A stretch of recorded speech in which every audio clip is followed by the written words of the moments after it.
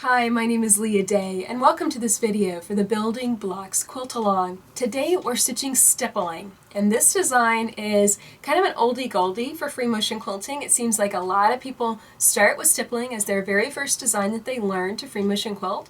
I know it was definitely the first design I learned how to free motion quilt, and we've actually gotten a lot of practice with this design already. All those wiggly U shapes we've been stitching in multiple blocks, all of those wiggles have been kind of practice for stippling, because the rule of stippling is to stitch soft, smooth curves and never cross your line. Well, if you break that down in its simplest form, wiggly U shapes is the simplest form of stippling. So you've already gotten a lot of practice, but I am going to link up all of the videos that I've ever shared on the Free Motion Quilting Project on stippling. So definitely watch those other videos and maybe even consider basting up a practice sandwich or like a fat quarter, something along that line, and getting some practice with this design. If you've never stitched it before, it might be a good idea to get a little practice on the side first before you tackle your block.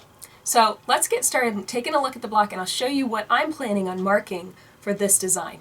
Okay, so here is our quilting design. You can see it's a lot of stippling. If you're looking for where you can find this, it's in the Building Blocks quilt pattern, available at leahday.com. Okay, so what is the point of all of this? We're looking at lots of different stippling here, but there's one major characteristic. This is all different scales. Up here we've got 1-inch scale. What this means is the distance between the lines of quilting. So roughly, and you don't have to take a ruler to this, but roughly from here to here, that's about 1 inch. From here to here, that's about 1 inch.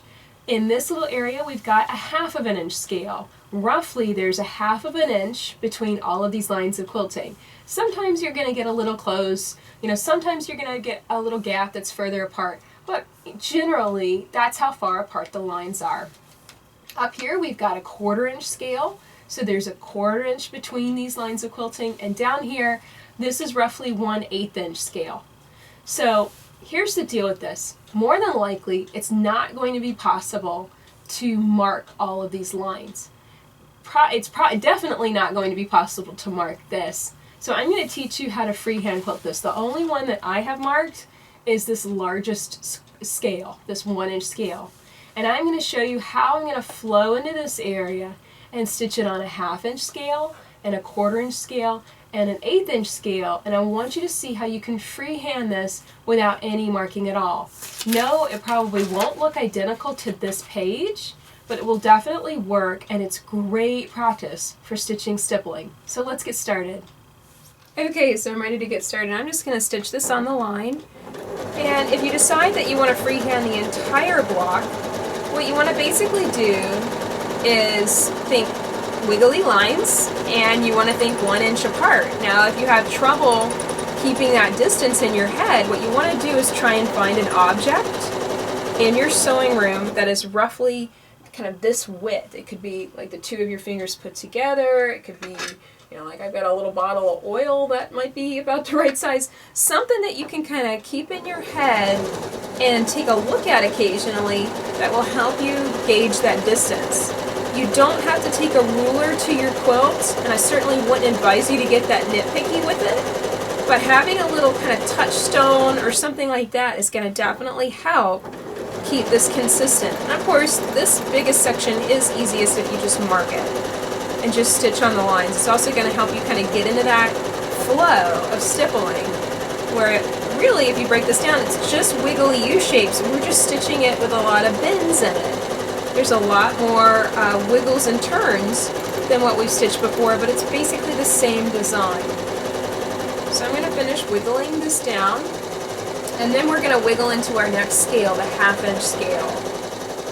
Okay, so I'm in the little rectangle here and ready to stitch the 1/2 inch scale, and I'm basically going to work this, working in rows. I'm going to wiggle over, I'm going to wiggle down, wiggle over, back and forth in rows to fill up this box. This is how I don't stitch myself into a corner. Now, as for my touchstone, I want to kind of keep on a 1/2 inch scale. So I'm going to be looking at like maybe the width of my pinky finger with gloves on. That's going to be a good thing to look at and say, okay, well, if my lines are roughly this far apart, then they're the right distance apart. So that's good. Okay, here we go. I'm going to wiggle down This is kind of just starting like wiggly U shapes, but now I'm going to take this one and kind of stretch it out longer, kind of wiggle down and around it. And now I'm going to take this one and bend it kind of over and into that corner. And then let's do kind of a teeth shape, just back and forth wiggly U's working downward. So that's my first row of stippling, and now I'm going to start working a row back to this ditch basically. I'm going to work a row this way. And this is how I knock out sections without ever stitching myself into a corner, because I always have a clear plan of where I'm going and where I've been. I can see those things and I know where I've stitched. So I'm swirling down and coming back over.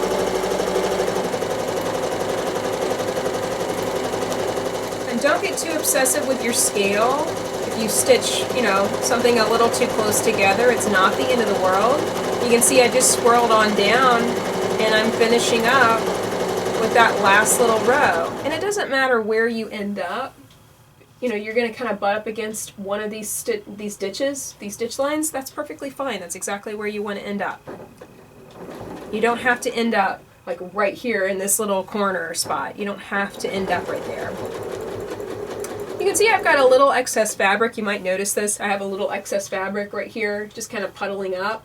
The reason was I did not stitch this stitch. I didn't stitch these ditches through the center of the block, and I didn't stitch this one. And so I'm getting a little bit of rippling. This is part of the reason why ditching does make a block more stable and easier to stitch. I can fix this right now just by stitching this straight down, but I'm gonna always end up with just a slight bit of puddling because of that decision. It's one of those things I decided I wanted to start the stippling before I did the ditching. Well, sometimes you'll end up with just the stippling kind of pushing the fabric and puddling it up in the middle in that case. It's not the end of the world though. Okay, so we've done 1/2 inch stippling here, 1 inch stippling here. Now it's time for a 1/4 inch stippling. And this might be the time when you're going, oh, I can't stitch this, I can't mark it, I can't see it. Well, again, all you have to do is kind of get something to look at. Well, I want to keep my lines of quilting roughly that distance apart, a 1/4 of an inch. If you need to pull out your 1/4 of an inch foot, take a look at that. That's a good idea too. We're going to work this in the exact same way. I'm going to work a row, come down, work a row. I might be rotating my block back and forth, but it is just rows of quilting. I'm going to fill down and probably end up in either this corner or this corner when the space is filled. So let's get started. Okay, so I'm thinking a 1/4 of an inch. I'm going to wiggle down, wiggle around, come back up. And like I said, don't worry about taking a ruler to this. If my 1/4 of an inch is a little small or it's a little big, I don't worry about it too much. Consistency is more important than exactness, if that makes sense. Having a consistent distance to your lines of quilting is far more important than being like dead on a 1/4 of an inch apart. I don't really care what it measures. I just want to make sure that most of the lines are roughly the same distance apart. So I'm stitching on down for my second row. You can see I'm just kind of wiggling this in. I wiggle on down. I make free-form shapes. This comes with practice and with time, but you can stitch something as simple as just wiggly U's back and forth. And let me show you what that would look like. Just wiggle up, or wiggle down, wiggle up, wiggle down. These long wiggly U shapes can also work too. So I have this little space left. I'm going to try and fill it up completely. Wiggling down a little bit, making some random shapes. Wiggling back up again, filling in the gaps between those lines of stitching. And you can see just how many more repetitions I'm able to get because this is such a smaller scale and stitched into, we're getting into progressively smaller spaces, but I'm stitching on a smaller scale, so I'm still getting more repetition. There we go. I'm going to stitch on down to fill the stitch in. And that way I can fill in this ditch while I go. So you can see stitching on a smaller scale also is the least wasteful of fabric. I got a lot more repetition here, and I used far less fabric. So if you're looking to build a lot of skill in a very short space of time and on a budget, you want to stitch like this, or you want to stitch even smaller. So let me travel stitch on over to where we're going to stitch our 1/8 inch scale, and you're going to definitely see just how much skill you can gain stitching very, very tiny stippling. Okay, so for this little tiny section, we're going to get the most bang for our buck by stitching 1/8 inch stippling where the lines of quilting are roughly about that far apart. You can see the blade of my seam ripper about that far apart, and that is going to get so much skill for stippling. But I'm going to have to zoom in my camera so you can really see what I'm doing. And here's the thing, and this is another nice thing, the blades of my open toe foot seem to run about the same distance, so I can always kind of just take a look there and say, okay, I'm aiming for lines that are about roughly that distance apart.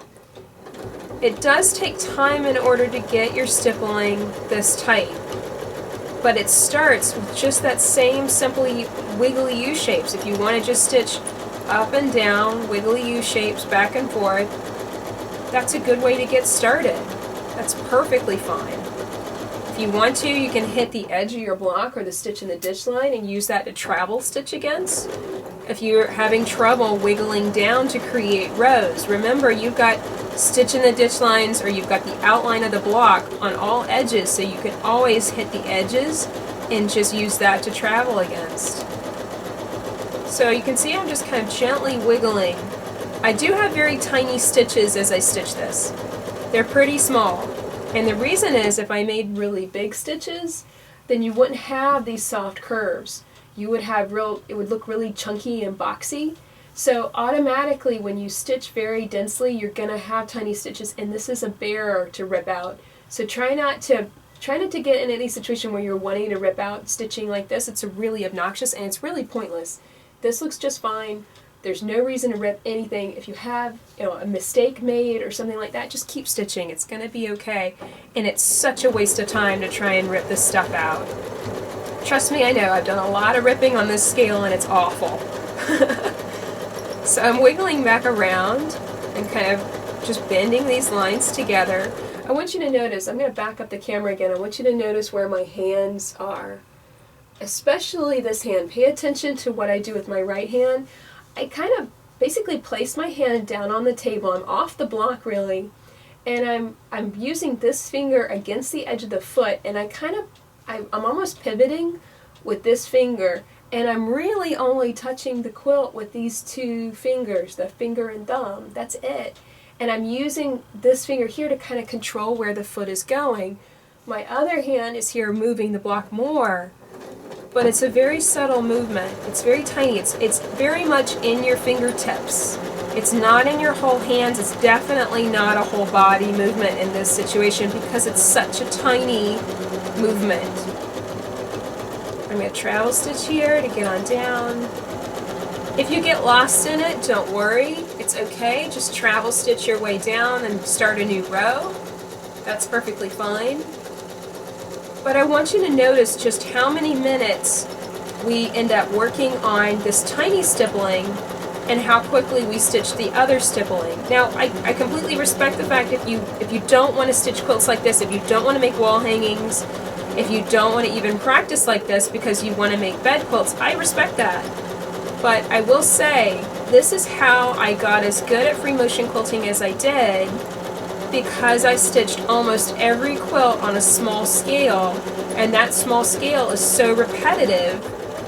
I got a lot of bang for my buck. I got a lot of repeats of these designs for a small amount of fabric in a small amount of space. And if you want to stitch on a larger scale, you're just going to need a lot more quilts to quilt over in order to get that same amount of practice. So that's the only reason that I really advise it, and I love to stitch on a small scale because I just think it's so beneficial. But I know it's not popular, so that's why I only stuck a little bit of it in your quilt. I know that when Josh looked at this block, he was kind of like, what were you thinking? So if you're a little upset with me too, I completely understand, but just understand you don't have to mark this. You just need to wiggle around, and don't obsess about it if your lines get further apart or closer together, it's not the end of the world. It's also not the end of the world if you cross your lines of quilting. The biggest thing is just keep on quilting, keep on stitching, keep working your way back and forth through the space. Notice that I'm not rotating. I'm just stitching from left to right, like right here I'm stitching from left to right, and then I'm going to stitch from right to left, and I'm just going back and forth in these rows of this design, and that's how I feel the entire thing without being stuck in a corner, without getting lost in it. It's very logical, and I love that about it. When I first started quilting, especially filler designs like this over the surface of quilts, I can remember a baby quilt I made for James before he was born. I got totally lost in it until finally I just started stitching in rows just right across the surface of the quilt, and suddenly it made sense. So there we go.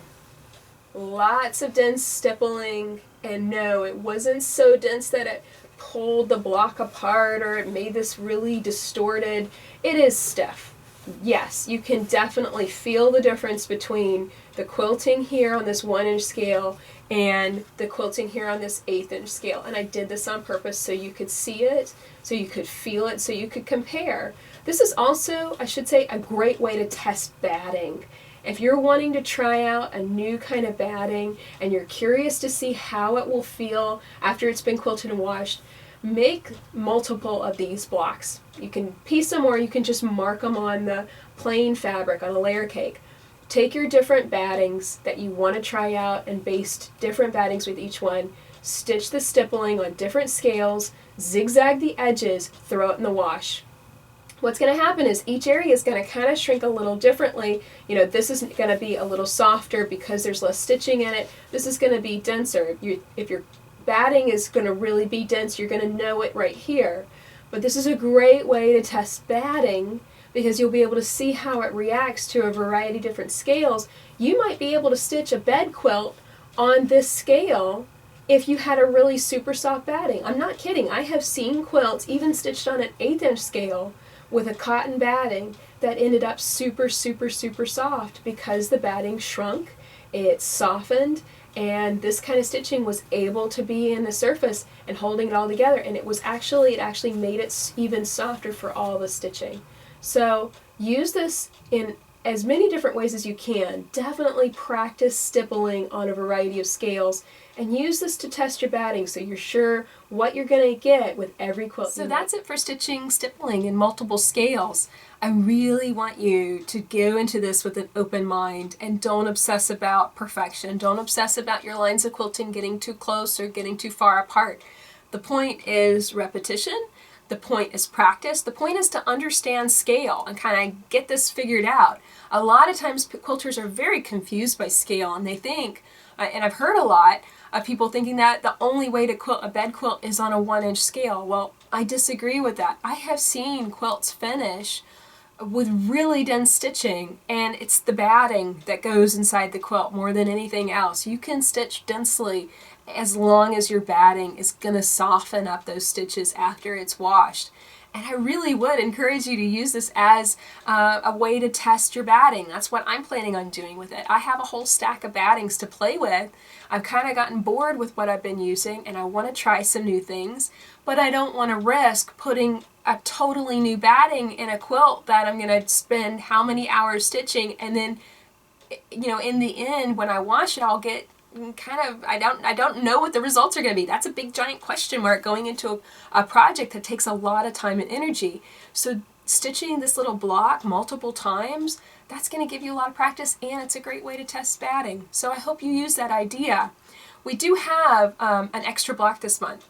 So if you piece that too, if you have a 4th block this month, stitch 2 of these. I'm sure between the first one and the second one, you're going to see an amazing amount of difference. And maybe that will help you be a little less frightened of this block and a little bit more willing to accept your skill and your mistakes at however it stitches out. Do understand, when I first started quilting, I could not stitch on an 1/8-inch scale. I couldn't get my stitches that close together. I could not bring my stippling and make it that tight. It took time and it took practice. So I don't expect yours to be perfect. And I just want you to try it because you will get so much bang for your buck. I know I said that a lot today, but you will get so much bang for your buck with this block. So I really hope you try it out. And of course, follow along with more videos. Josh will be stitching this out tomorrow, and you don't want to miss that. So my name is Leah Day, and this has been a video for the Building Blocks Quilt Along. Pick up your copy of the Building Blocks quilt pattern and stitch along with us as we learn loads about piecing and free motion quilting this year. Find your quilt pattern at leahday.com. Until next time, let's go quilt.